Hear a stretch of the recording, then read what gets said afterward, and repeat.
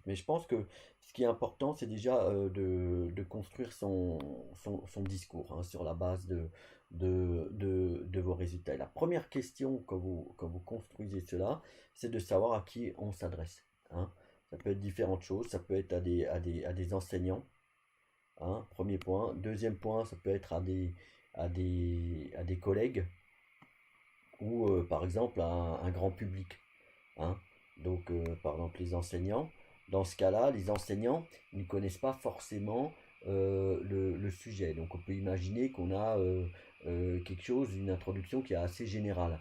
Mais néanmoins, c'est des gens qui maîtrisent un discours scientifique. Donc, vous pouvez y aller tranquillement sur du vocabulaire.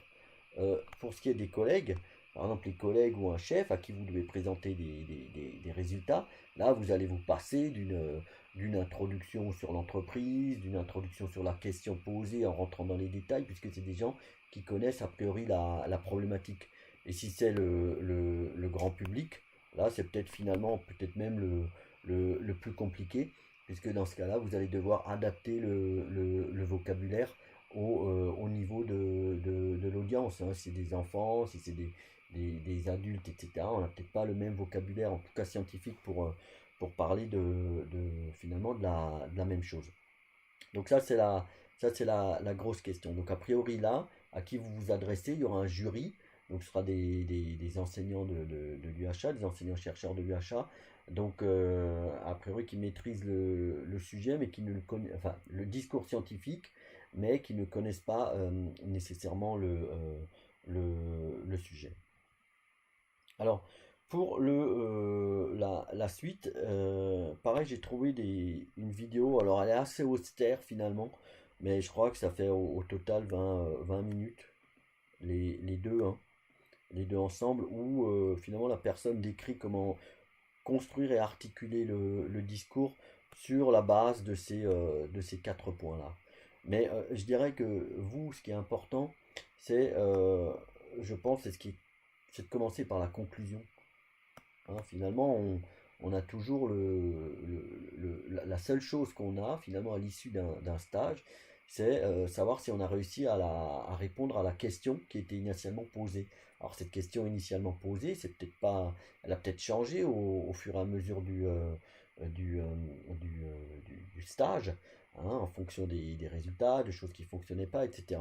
Mais dans votre stage, vous avez montré des choses, hein. Donc la conclusion, c'est finalement essayer de se rendre compte, ben, de ce qu'on a fait, de ce qu'on a mis en évidence, du résultat le plus important.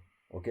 Et cette conclusion-là, on va l'articuler après autour ou plutôt l'introduction va s'articuler autour de la conclusion. On va vraiment dans ce sens. Donc l'introduction, vous pouvez la faire à la fin, quoi.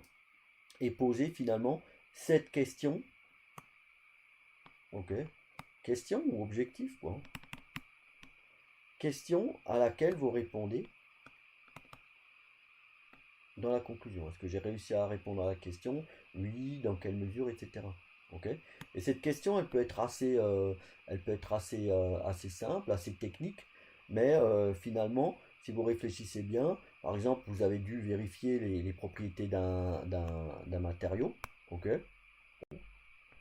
propriété d'un matériau, ça, peut-être qu'il y avait un autre contexte, c'était peut-être un contexte industriel, ok, ou alors, ou une thèse, une question qui était posée dans ce contexte-là. Vous voyez, donc il y a différents niveaux de questions. C'est-à-dire que dans le cadre de la thèse, pardon, de la thèse d'un contrat industriel, d'une demande industrielle, il y a une problématique qui est posée. Et dans cette problématique, vous avez une question spécifique, hein. Et à l'issue du stage, vous répondez à cette question. Et tout au long de cette histoire-là, finalement, vous allez aller de l'introduction, de la question posée, vers la réponse en argumentant avec des résultats.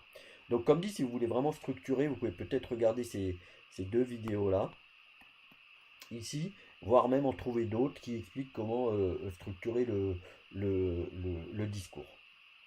Alors, à la fin, moi je dirais que, je tiens à le dire là, c'est que vous avez à remercier, c'est-à-dire qu'il n'y a pas Il n'y a pas de, vous n'avez pas fait ce stage au hasard, vous êtes accueilli dans une équipe, il y a des gens qui ont pris du temps pour vous, vous avez utilisé du matériel, donc dépensé des sous.